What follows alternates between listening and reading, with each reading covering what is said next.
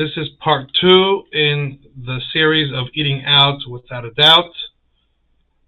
The title, which we're going to call this of tonight, is What Can Go Wrong?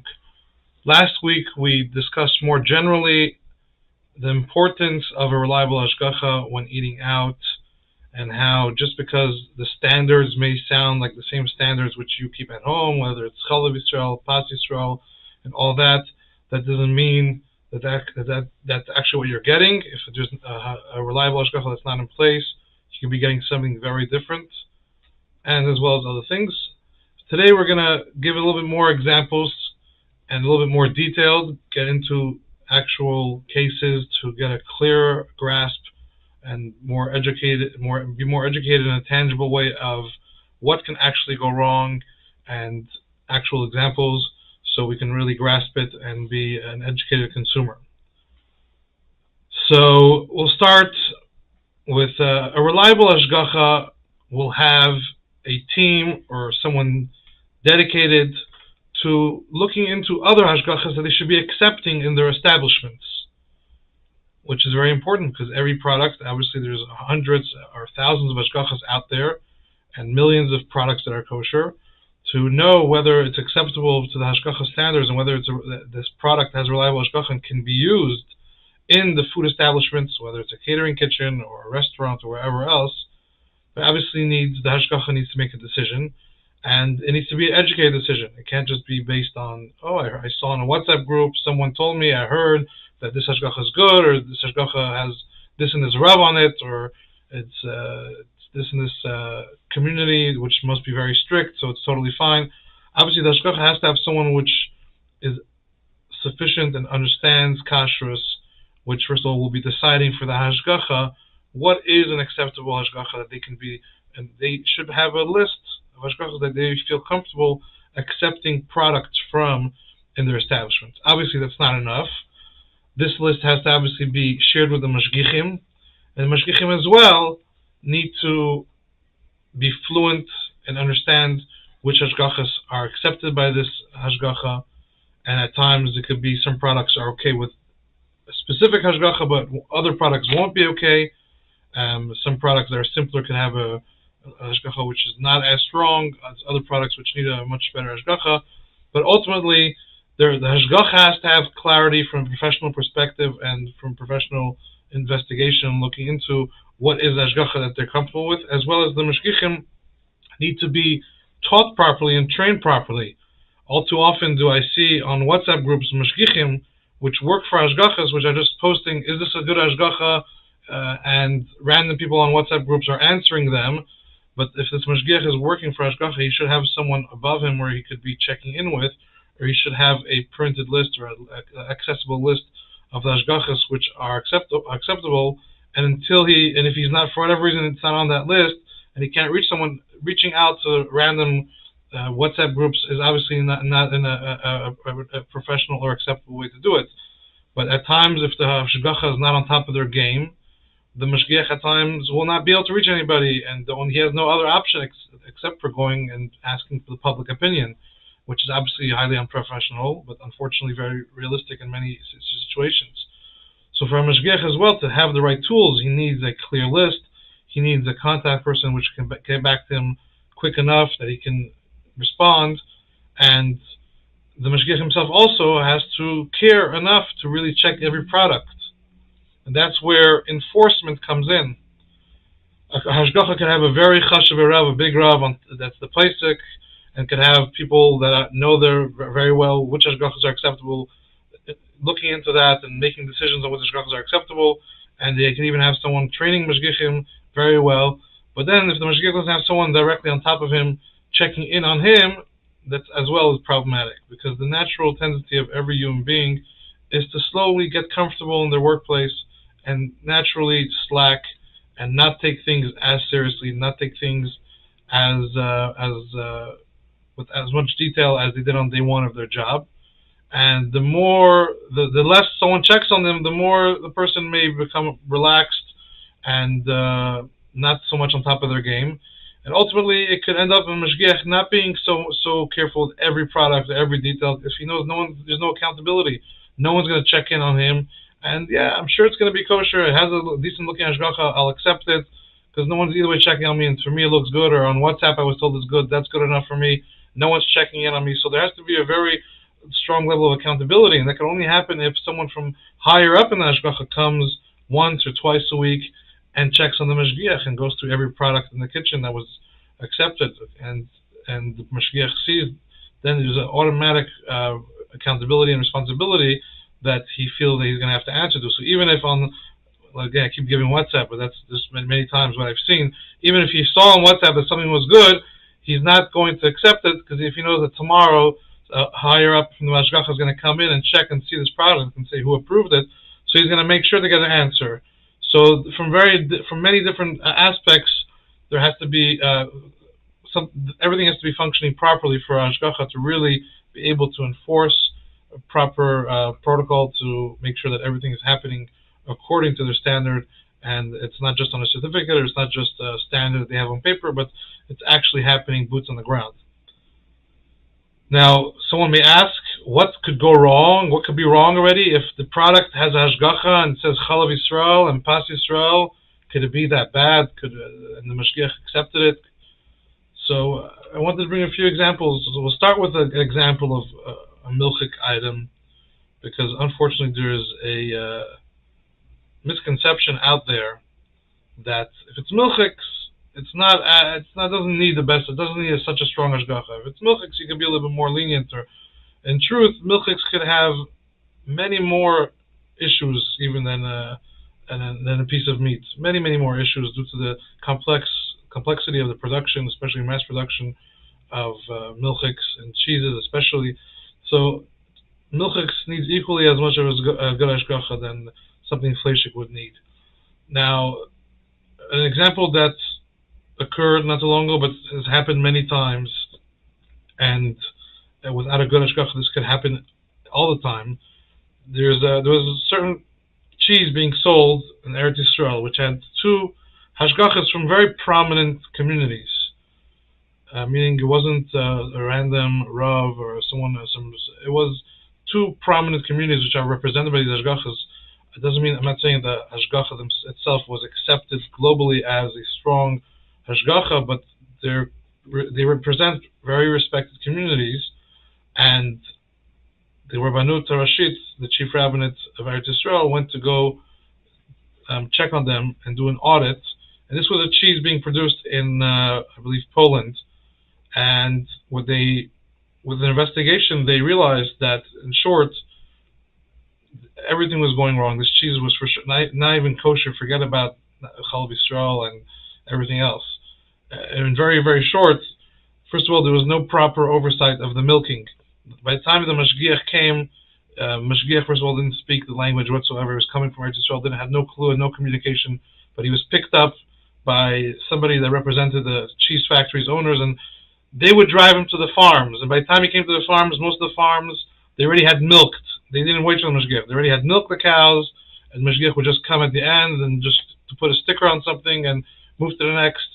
In short, no one was really watching the milk, which obviously, first of all, would make it that it's chalav akum, it's not chalav Yisrael. Second of all, besides for that, there's even a bigger issue today with cows, is that certain cows, they do a certain surgery which makes the cow treif, minatayra, meaning considered treifa, because they give it, the surgery considers it that it became in a state of life-threatening illness, and that itself makes the animal not kosher, and the moment it's a treifa, the milk as well is a treifa. So a mashgiach usually that's coming from Chalav Yisrael will remove these cows or make sure these cows are not there. So no one was doing that. So forget about Chalav Yisrael, forget the milk could even be not kosher from a minat Torah, being from the possible animal that was a treifa.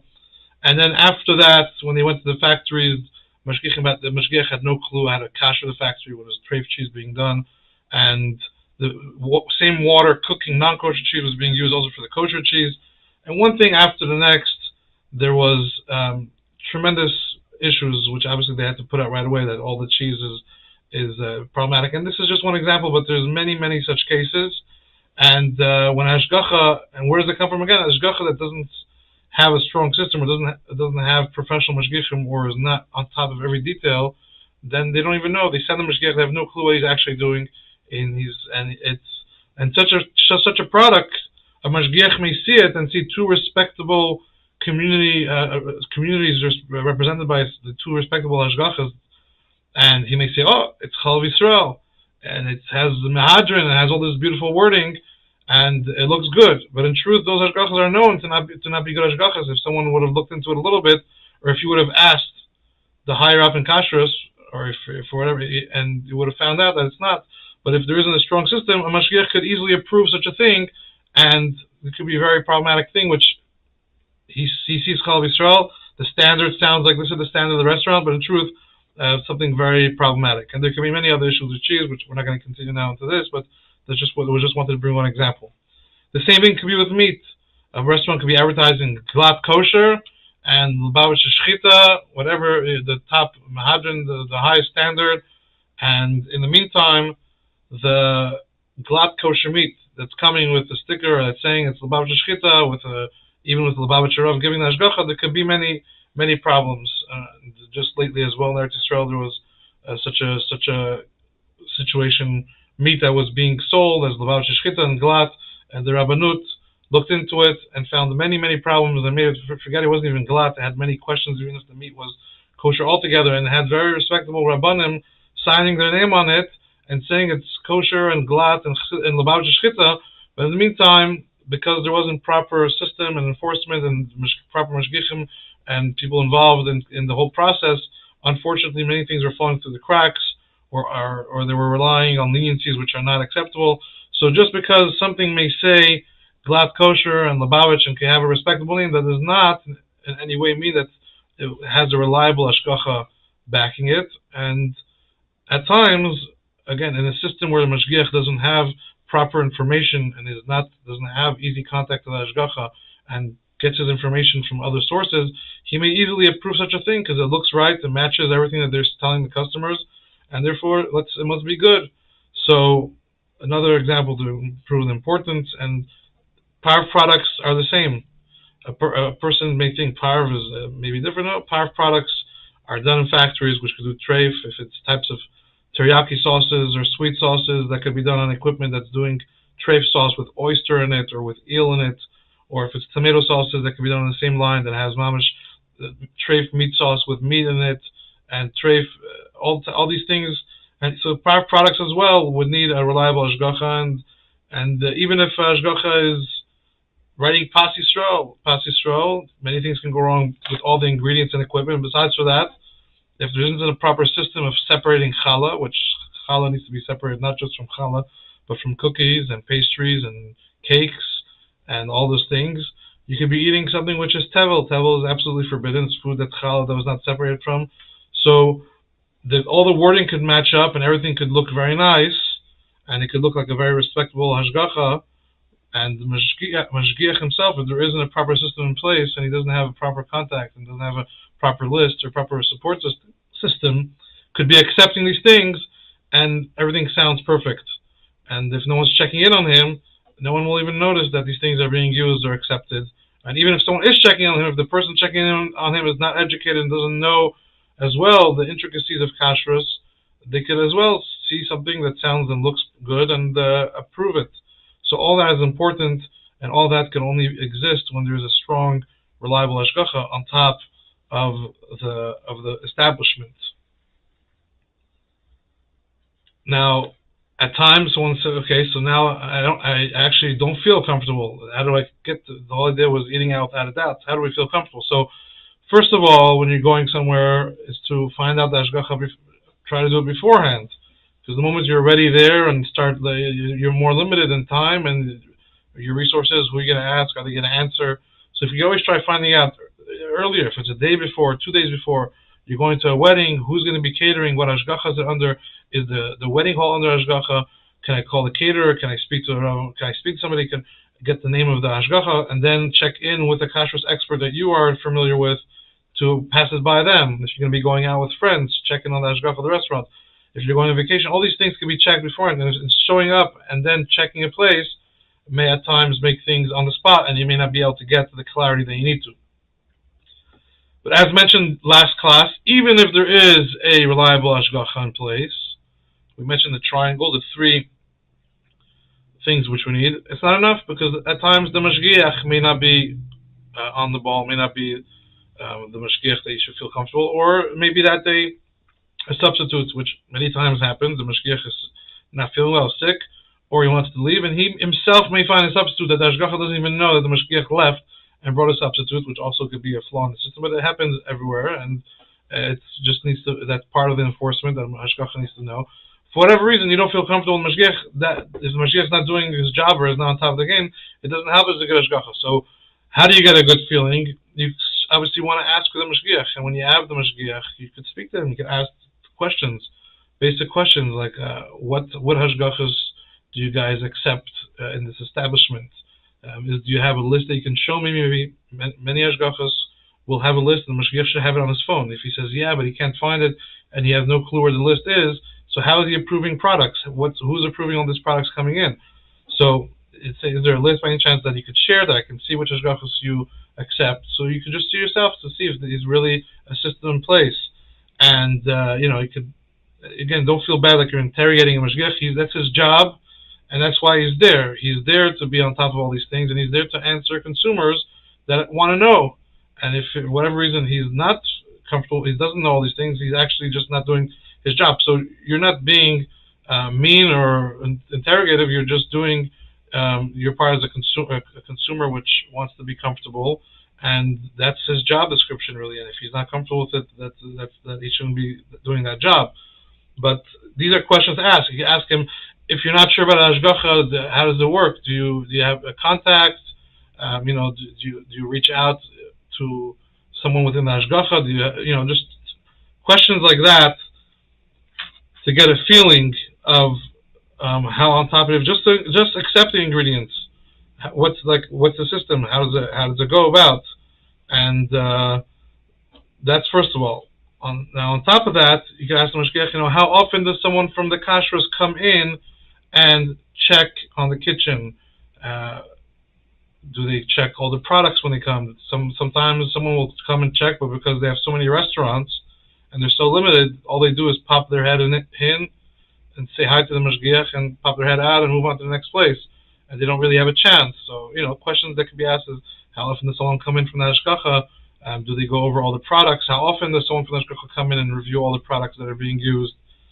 So all this could give you a little bit more comfort of not just the mashgiach himself, but also the oversight above the mashgiach. And at times, there could be a place you walk in and there's no mashgiach because the hashgacha feels there's no mashgiach necessary all day, and there's no mashgiach media there. So then you have bigger questions. Who's there is taking responsibility? What if someone just now wants to go buy things in the store? How are they being approved? What's the system? And if it's the owner, that's a frum owner that the hashgacha is relying on, you could ask him the same questions. Is there a list you're following? How does it work with all the products being approved? If it's different hashgachas? And all these are valid questions that could be asked. And if there's no owner in place, if it's just non-Jewish workers, you can make a phone call and see who you can speak to within the hashgacha to ask these various questions. Who makes the system? What's the system in place that products that are only up to the hashgacha standard are coming in? What's stopping anyone from coming and shopping in the middle of the day and they're missing something and run to the store next door and pick something up which is not acceptable? What's guaranteeing that? And that's a totally acceptable question to ask a hashgacha.